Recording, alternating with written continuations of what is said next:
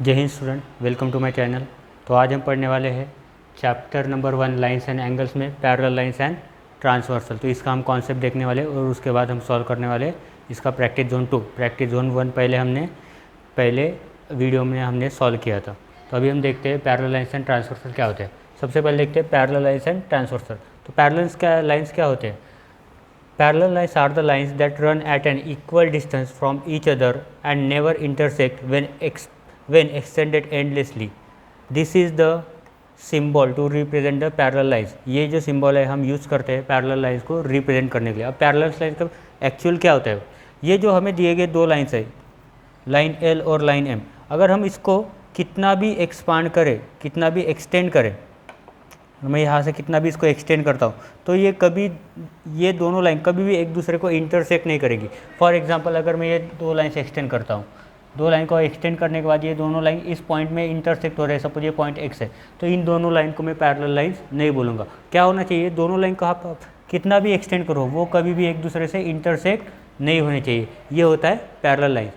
और इसी का सिम्बॉल क्या है? ये दो वर्टिकल लाइन शो करते हैं कि ये क्या है, ये क्या है? ये रिप्रेजेंटेशन है। हम पैरेलल लाइंस को रिप्रेजेंट करते हैं। सपोज अगर हमें इसे रिप्रेजेंट करना है तो L पैरेलल टू M, ऐसे हम इसको रिप्रेजेंट कर सकते हैं। L is parallel to M, ये होता है हमारा पैरेलल लाइंस। उसके बाद अगर हम देखते हैं तो उसके बाद है हमारा properties of parallel lines. Properties of parallel lines में क्या होता है? प्रॉपर्टीज़ ऑफ पैरेलल लाइंस में अगर हम देखते हैं तो पहली प्रॉपर्टी है हमारी, parallel lines can be extended endlessly in either directions but the distance between the lines will always remain constant. उन्होंने जो बोला है कि कोई भी दो पैरेलल लाइंस है, अगर हम उनको किसी भी डायरेक्शन में एक्सटेंड करते, आप लेफ्ट में करो या फिर राइट में करो, किसी भी डायरेक्शन में अगर आप एक्सटेंड करते हो पैरेलल लाइंस को, फिर भी उन दोनों के बीच का जो डिस्टेंस होता है वो हमेशा क्या होता है? वो कांस्टेंट होता है। यहाँ पे अगर d है तो यहाँ का डिस्टेंस भी हमेशा d ही होगा, यहाँ भी डिस्टेंस हमेशा d ही होगा। तो इन दोनों पैरेलल लाइन के बीच में जो डिस्टेंस होता है वो हमेशा कांस्टेंट होता है, वो कभी चेंज नहीं होता। फॉर एग्जांपल अगर मैं बोलता हूँ, अगर हम बोलते हैं कि ये जो लाइन है d का डिस्टेंस अगर यहाँ पे 2 सेंटीमीटर है तो यहाँ पे भी इन दोनों लाइन के बीच में डिस्टेंस 2 सेंटीमीटर ही होगा, क्योंकि उन्होंने एक वर्ड यूज़ किया है रिमेन कांस्टेंट, मतलब वो हमेशा कांस्टेंट ही रहेगा, वो कभी भी चेंज नहीं होगा। दोनों लाइन के बीच का जो डिस्टेंस है वो हमेशा सेम ही रहेगा, वो कभी भी चेंज नहीं होगा। यहाँ पर अगर 2 सेंटीमीटर है तो यहाँ पर भी 2 सेंटीमीटर होगा, कहीं पर भी अगर आप चेक करो तो यहाँ पर भी ये 2 सेंटीमीटर ही होगा, वो कभी भी चेंज नहीं होता। उसके बाद हम देखते हैं, उसके बाद है ट्रांसवर्सल। ट्रांसवर्सल क्या होती है? जो किसी भी दो लाइन में से इंटरसेक्ट करे, दो डिस्टिंक्ट पॉइंट में से, उसको बोलते हैं ट्रांसवर्सल। देखते हैं क्या बोला है। अ लाइन विच इंटरसेक्ट्स 2 और more lines at distinct points is called a transversal. उन्होंने बोला है कोई भी लाइन अगर किसी दो या दो से ज़्यादा लाइन से इंटरसेक्ट कर रही है उसके डिस्टिंक्ट पॉइंट से, तो उसको बोलते हैं ट्रांसवर्सल। अभी ये जो दिए गए हमारे कहे लाइन ए बी और सी डी, ये जो है सपोज ये एक लाइन है हमारी और ये एक लाइन है, ये दो लाइन में से ये एक लाइन पास हो रही है, तो इस लाइन को बोलते हैं हम ट्रांसवर्सल। क्योंकि ये जो लाइन ए बी है ये इसमें से भी इस पॉइंट से पास हो रही है, सपोज ये मैं नाम लेता हूँ ओ, और ये लाइन सी डी से भी पास हो रही है, ये पॉइंट से, इसको नाम देता हूँ मैं ओ पी। तो ये लाइन दोनों लाइन में से पास हो रही है, तो इस नए लाइन को बोलते हैं हम ट्रांसवर्सल। अब ट्रांसवर्सल में कुछ भी नहीं होता है, चाहे वो पैरेलल लाइन में से ट्रांसवर्सल हो रही हो, पास हो रही हो, या फिर दो लाइन अगर पैरेलल नहीं उसमें से भी पास हो रही है, तब भी वो क्या कहा जाता है? ट्रांसवर्सल। बस हमें वो लाइन किसी भी दो या दो से ज़्यादा लाइन से पास होनी चाहिए, ये सब ध्यान में देखना है। ये लाइन है पी क्यू और दूसरी लाइन है आर एस। इन दोनों लाइन में से एक लाइन एक्स वाई यहाँ से पास हो रही है, मतलब इसका मीनिंग क्या है? वो जो लाइन है, ये जो लाइन है, ये क्या हो जाएगी हमारी? ट्रांसवर्सल। ट्रांसवर्सल इस लाइन को पर्टिकुलरली कहा जाता है, ये जो ग्रीन लाइन है उसको कहा जाता है ट्रांसवर्सल लाइन। उसके बाद अगर हम देखते हैं तो उन्होंने दिया है इंटीरियर ट्रांसवर्सल। ओके, उसके बाद उन्होंने बोला है interior and exterior region. Interior region मतलब अगर हम घर के अंदर एंट्री करते हैं, अगर हम दरवाजे के अंदर आते हैं तो हम आ गए इंटीरियर स्पेस में, और दरवाजे से जब बाहर निकलते हैं हमारे आंगन में तो उसको कहा जाता है एक्सटीरियर रीजन। तो घर का आंगन हमारा हो जाता है एक्सटीरियर रीजन, और रूम के अंदर अगर हम हैं तो उसको कहा जाता है इंटीरियर रीजन। तो देखते हैं इन्होंने क्या बोला है, the region which lies between line L and M when a transversal and intersect them is called the interior region। The region, यहाँ पे थोड़ा सा मिस्टेक हो गई, यहाँ पे रीजन नहीं, यहाँ पे रीजन आता है।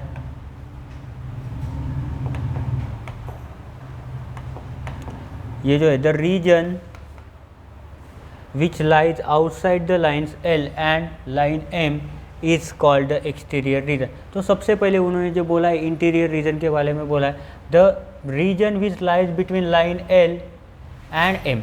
तो यहाँ पे देखो इंटीरियर रीजन के बारे में बोला है। तो ये जो हमारा रीजन है ये क्या है हमारा, ये है हमारा लाइन L और ये है हमारी लाइन M।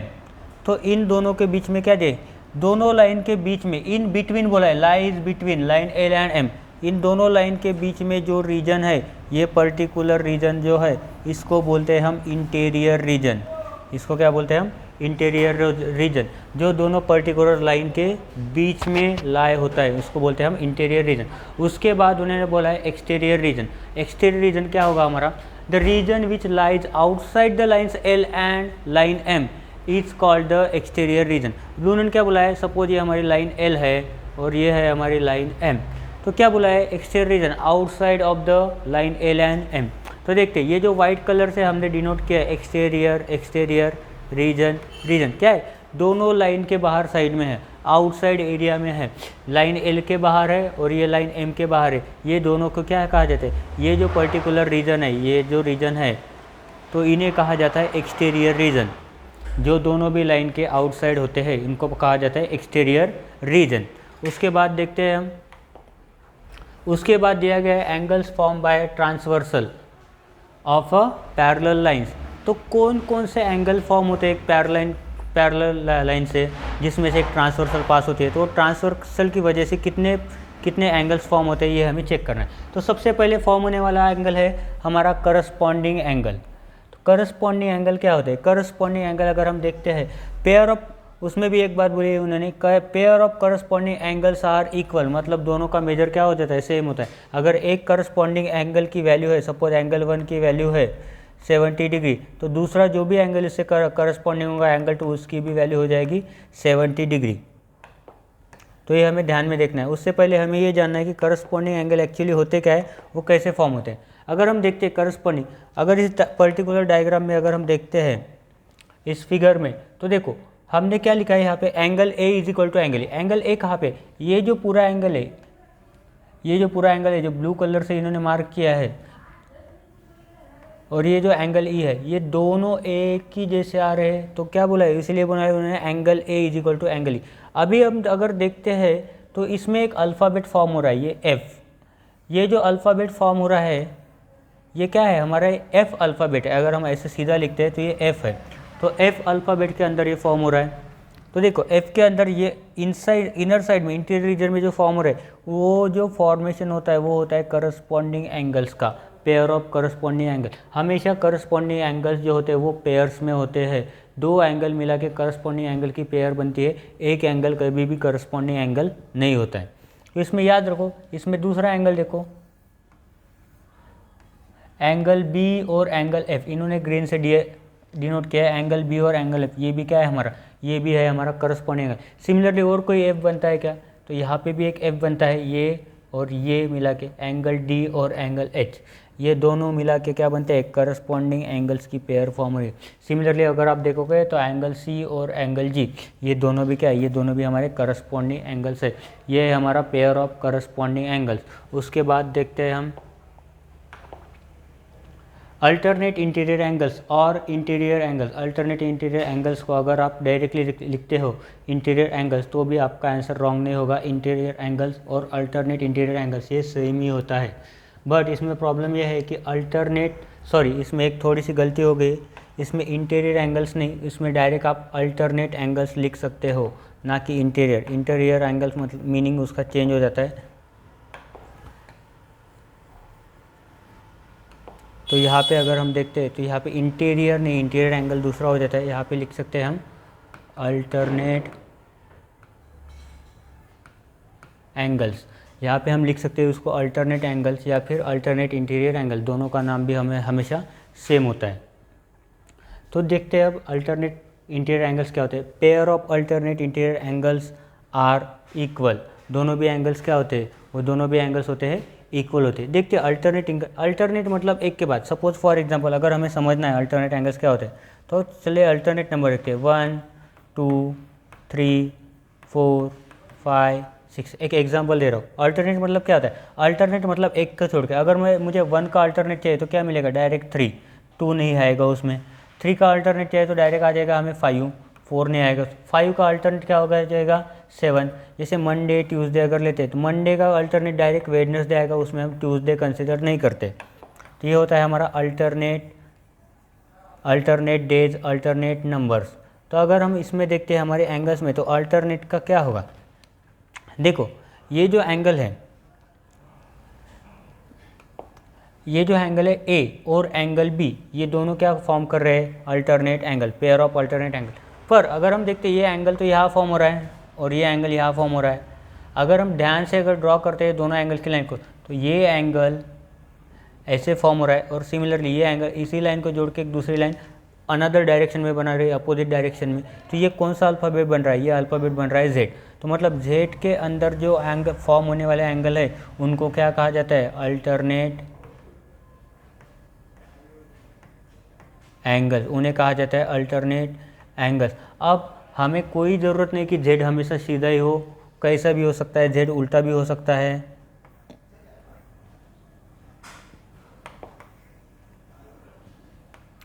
जेड हमारा उल्टा भी हो सकता है, जेड हमारा ऐसा भी हो सकता है एन के फॉर्म में, जेड हमारा ऐसा भी हो सकता है।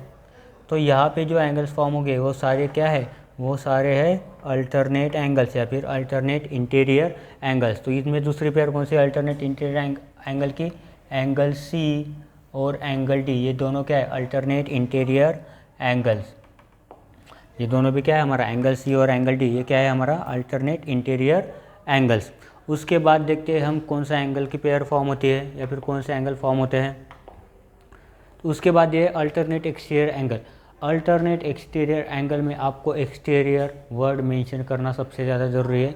अगर हम नहीं करते एक्सटीरियर वर्ड तो वो कंसिडर करते हैं कि अल्टरनेट इंटीरियर एंगल है, इसलिए जब अल्टरनेट एंगल्स लिखते हैं तो वो कंसिडर करते हैं कि वो इंटीरियर एंगल्स है, अल्टरनेट इंटीरियर। पर जब हमें एक्सटीरियर मेंशन करना है तो हमें एक्सटीरियर वर्ड भी मेंशन करना पड़ता है। तो देखते हैं अल्टरनेट एक्सटीरियर एंगल्स का क्या ट्रिक बनती है, कैसे हम उसको देख सकते हैं। तो क्या बोला है, pairs of alternate exterior angles are also equal, मतलब उन दोनों का मेजर भी क्या होगा, हमेशा इक्वल होगा। चलिए देखते हैं अल्टरनेट एंगल, उन्होंने क्या बोला, angle P is equal to angle B. कहाँ पर है, ये एंगल पी हमारे यहाँ पे फॉर्म हो रहा है और एंगल बी हमारे यहाँ पे फॉर्म हो रहा है। तो इसमें तो हम देख रहे हैं कि कोई भी अल्फ़ाबेट फॉर्म नहीं हो रहा है। तो कैसे इसको याद रखें कि अल्टरनेट एक्सटीरियर एंगल को अगर कोई ट्रिक लगानी है तो हम कैसे लगा सकते हैं। तो सेम ट्रिक लगानी है जो अल्टरनेट इंटीरियर एंगल्स के लिए हमने जो ट्रिक लगाई थी जेड वाली, ये जेड वाली सेम ट्रिक हमें इसमें लगानी।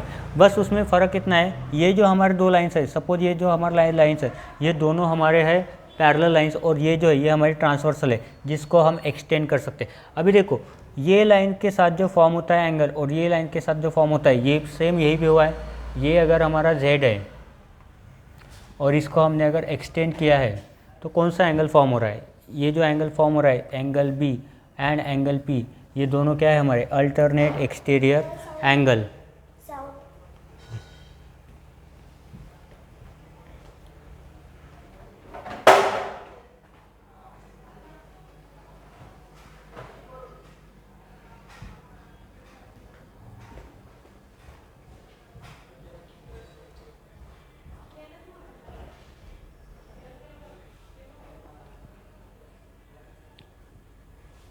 तो इसमें कौन सी ट्रिक लगती है, इसमें एंगल जेड की ट्रिक लगती है। इसमें ट्रांसवर्सल को आप एक्सटेंड कर दो, उसके साथ ये दोनों लाइन मिला के जो एंगल फॉर्म होता है ये जेड के बाहर फॉर्म हो रहा है, ये एंगल पी है और ये एंगल बी है। ये दोनों को क्या कहा जाता है, अल्टरनेट एक्सटीरियर एंगल। ये जो पेयर है ये किसकी है, अल्टरनेट एक्सटीरियर एंगल की पेयर है।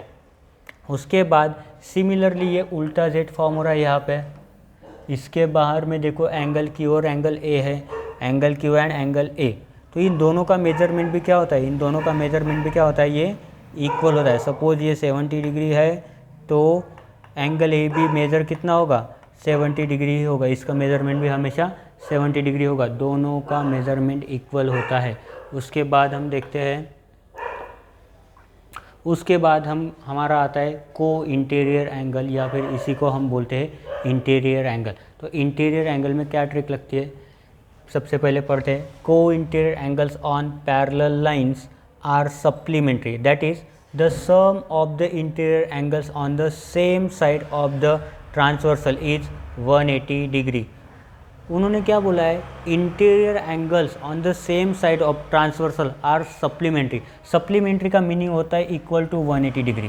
तो अगर हम देखते हैं इंटीरियर एंगल्स में क्या होता है, ये ट्रांसवर्सल है, ये हमारे दो पैरेलल लाइंस है।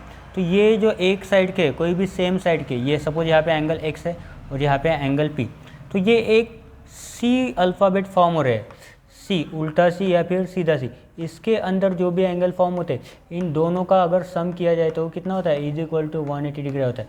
ये दोनों एंगल का सम हमेशा कितना होता है, 180 डिग्री। मतलब क्या होता है, वो सप्लीमेंट्री एंगल्स फॉर्म करते हैं। तो हम इस देखो क्या होता है, एंगल एक्स, ये जो एंगल एक्स है और ये जो एंगल पी है, यहाँ पे थोड़ा सा गलती हो गई लिखने में, angle X plus angle P, angle X plus angle P on the same side of the transversal is forming supplementary. Equal to कितना होता है, सप्लीमेंट्री में उन दोनों का सम कितना होता है, 180 degree. Similarly angle Y plus angle Q is equal to 180 degree. तो ये होता है हमारा इंटीरियर एंगल्स। अगर हमें ये एंगल फाइंड करना है और हमें ये एंगल दिया गया, suppose angle P is equal to 100 degree है, तो डायरेक्ट 180 में से माइनस कर दो, आपको एंगल X की वैल्यू मिलेगी 80 डिग्री। उसके बाद देखते हैं हम,